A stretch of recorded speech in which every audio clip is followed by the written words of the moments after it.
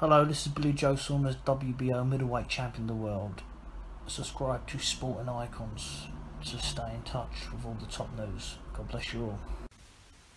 The word sarcasm, the use of irony to mock or convey contempt. Other words for sarcasm are mockery, ridicule, satire, irony, scorn, sneering, scoffing, taunting, these kind of words. And the reason that I say this is because a lot of my videos and people, I suppose, in UK in general, British people, sarcasm. So one-liners is pretty much what we do for a laugh. And most people in the natural world understand what sarcasm is. But there are a lot of people who don't, where a obvious one-liner or a joke meant to taunt, if you like, get a little bit of a giggle, go straight over the head of some people. And the reason that I'm saying this is because I tend to get a lot of this that don't get sarcasm. Now in this video, I want you to play a little game. Try and spot where I'm being sarcastic. Maybe I'm being sarcastic when I'm talking right now. Maybe. So, don't get butthurt in this video, anybody. Now, the trainer of Jarrett Hurd. Jarrett Hurd is the 154 unified champion, of course, and I like him. I do genuinely like him. That's no sarcasm in that bit. And I think he's a great fighter, tall, rangy, all that kind of stuff. And of course, not only that, he's impressed me because he's not just going to sit back on his title and then that's it. Okay, he has talked about unifying, and guess what? He has actually unified. The other dude, the WBC champion guy, has not. He talks a lot on social media, but has yet to back anything up. In fact, what he does is he chooses Austin Trout as his next opponent because there's nobody better around, right? Okay, there's your first hint. There's some sarcasm.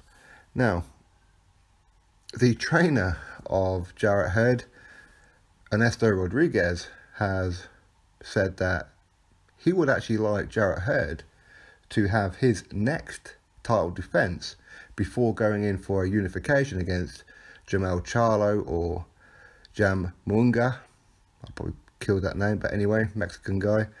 So he would like Kell Brook, and this is what Ernesto Rodriguez has said. We are targeting Kell Brook right now. Munguai has just won his title. He's an exciting young fighter with much ahead. No need to call anyone out. We will wait and see what happens. He still has a fight left with Golden Boy, and after that, anything is possible. Very good fight for us and anyone at 154, but unification is definitely in the near future. We're trying to get ready for Jermell Charlo. Jarrett wants his ass bad. But I'm not letting that happen until we get a right-handed fight. Fully back on rhythm. Brook would be perfect. Big name, top 3, good financial reward. Plus, he called out Jarrett Hurd. For those who want to know what it was that Kell Brook said originally, this is what Kell Brook said a little while ago. I've not seen too much of Jarrett Hurd, but what I have seen is he's not the best out of the bunch, but he's still a world champion. I would be interested in him. I would be interested in them all because they've got world titles. But the biggest name is Amir Khan. Khan's pretty high up on my list, but if Eddie Hearn says, we've got your world title fight and it's for real, I think I will change my mind. I want to become a 2-weight world champion, but it's just because how long me and Amir have taken to get close to making this fight.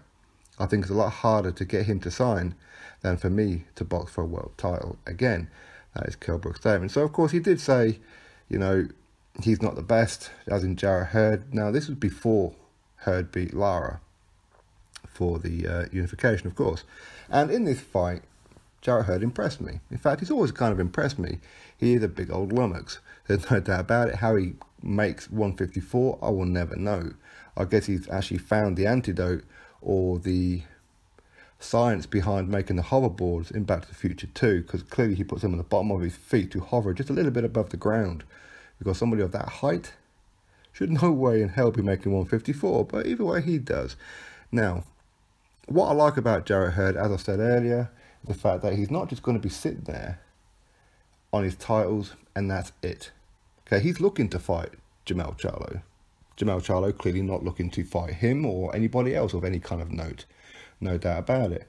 The new guy, that Mungwai, it sounds like a bit Mungwai or Mogwai from Gremlins. Anyway, very good performance at the weekend over Salam Ali, blitzed him. Very, very impressed with this guy. And I only heard he's 21 years old. I never heard of him before this, but 21 years old? Damn. This kid could be the real deal, no doubt, right? Now, there are plenty of other fighters in the division like Kana Islam. Fantastic fighter. Liam Smith, of course, he was supposed to fight Saddam Ali. He got a virus, all that kind of thing. So, Charlo doesn't really seem interested in any of those guys. He wants Austin Trout, a guy who his brother's already beaten, plus other people have already beaten. So, either way, Jarrett Hurd, when he says he wants Charlo, I believe him. Because he said that he's willing to fight Erislandy Lara. And guess what? He did it and he beat him. Dominated him in some ways, right? Now, the thing that I have a slight issue with, now, you see, you kind of notice on this channel that I am pro-British. I am biased when it comes to British, okay? And I've always made that very, very clear from day one. So people who drop comments saying, this is a biased channel, well, yeah, no shit, Sherlock. I've always said that, okay? But that doesn't mean I'm exclusive to UK and I don't like other fighters. Of course, there's many, many fighters that I like. I like Jarrett Hurd. He's one of them. I like Errol Spence Jr., of course, Keith Thurman, Jarrell Miller, Adam Kaunaki, you name it. There's plenty over in America that I like, really like. But it's kind of some things where I'm a bit of a fanboy. There's only a couple of fighters, well, a handful of fighters that I'm pretty much fanboy for, where I kind of throw all reason out the window and say, no. This guy's going to win no matter what. And Kell Brook happens to be one of them. Some of you guys know who the other ones are. Kell Brook is one of them, where, you know, he could take on Deontay Wilder next. And guess what? I'm going to pick Kell Brook to win. In reality, that's not going to happen, right? But here's the thing. What I don't like, what this guy said, this trainer Rodriguez for Jarrett Hurd. Now, I'm all good for him calling out Kell Brook. It's great that he's calling him out. You know, this is a world title opportunity for Kell Brook, and if the fight is possible, you should definitely go for it, right? Now, what I don't like about it is that he's saying that he wants to use Kell Brook to get back into fighting a right-handed fighter to prepare for Charlo. That sounds like a little bit of disrespect to me. And that's a big no-no. This doesn't happen here. When it comes to Kell Brook, it does not happen. Rightly or wrongly, Kell Brook is one of the reasons why I kind of like got back into boxing a few years ago. Now, of course, this is before he won the IBF title from Sean Porter, of course. Along with him, David Hay, and a few other ones kind of like got me back in, where I kind of like fell out of boxing for a little while because football has been my sport ever since I was a small kid. Hence the kind of me pro-British, because with football, soccer if you like, it's always been about us against them. So like my team, Newcastle United, yep, for my sins, I was born in Newcastle, live in Newcastle, raised down south of course.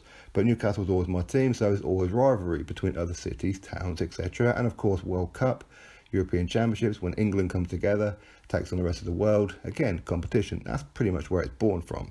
Now, to say that he wants to use Kell Brook for financial reward, okay, I get it, to get him ready for Jermell Charlo. Listen, Kell Brook beats Jermell Charlo. Easy work, okay? Jermell Charlo's done nothing his entire career, never once stepped up. I'm not saying he's not gonna, but as of right now, he hasn't. He hasn't done shit. Now, so to look over Kell Brook in that way, very, very disrespectful. Now, if I was you, Mr. Rodriguez, okay, now, as I said, I have no issue with Jarrett Hurd. Sure, he's got the hairstyle of a mop. Of course he has. And he's the size of the Lurch from the Addams Family. Okay, that's fine. Okay, but I like him. He's an excellent fighter. Really, really is. But the thing that I kind of have an issue with is that I would rather he didn't say that about Kell Brook, I have to be honest.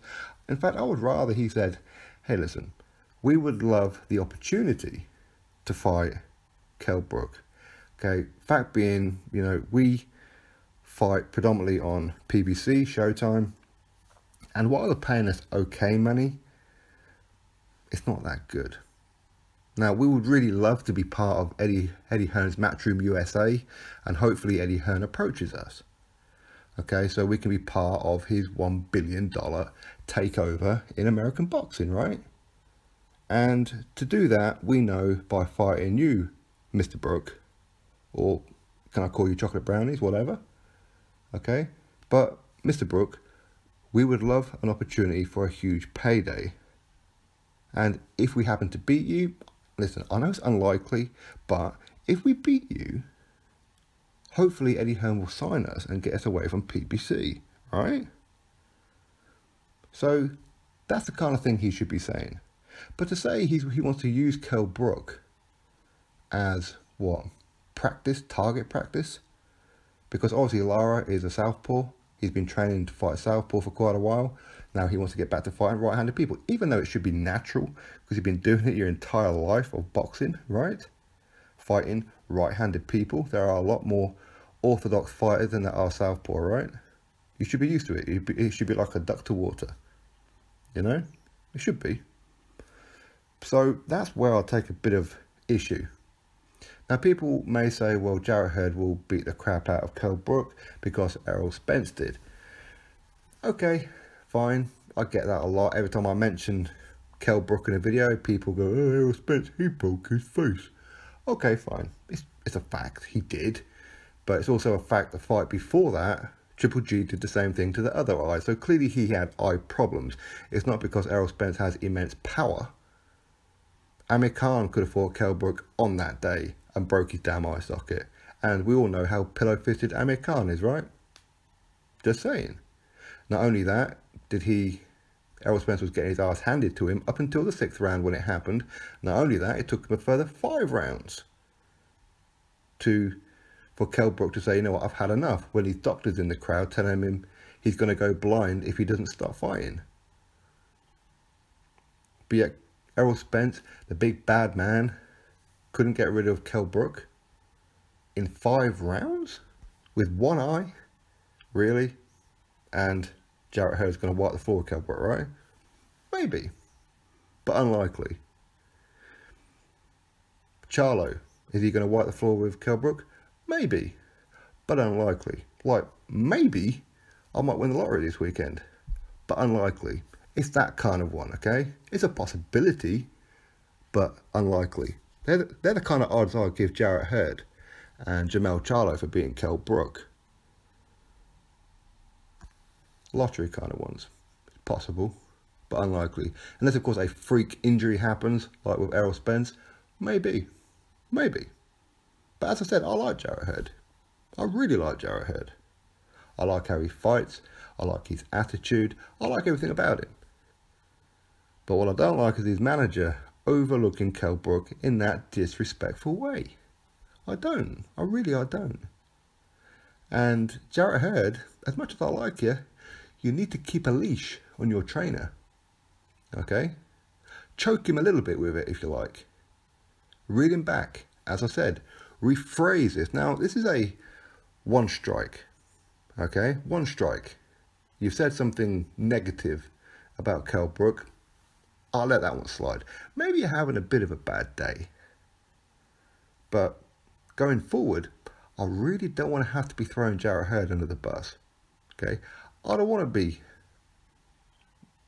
making fun of him. I don't want to be giving him a kicking every video right the way up until fight night, like I did with Errol Spence. And like I said, I had no issue with Errol Spence. I was one of the very few people who was actually pushing Kell Brook to make the fight with Errol Spence. I wanted him to ignore Amir Khan and his little games. I wanted him to fight Errol Spence. So I didn't have an issue with Errol Spence. I kind of started to have a bit of an issue when they had their first press conference and Errol Spence started acting like the tough guy. Then I had a bit of an issue. Okay? See, even my wife and my children know what you don't do is chastise Kell Brook. Okay? As I said, I'm a huge fan of his.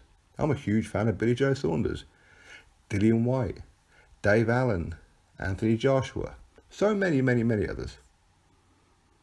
Certain lines you don't cross. Errol Spence crossed that line. He went from, I would love to see this fight, to, I hope Kell Brook smashes his damn face in. And this is just pre-warning to you, Jarrett Hurd. I have no issue with you right now. One strike. That's it. One strike. You will not get a second warning. Drop your thoughts below. Click that thumbs up. Subscribe. And remember, sarcasm. Catch you next video.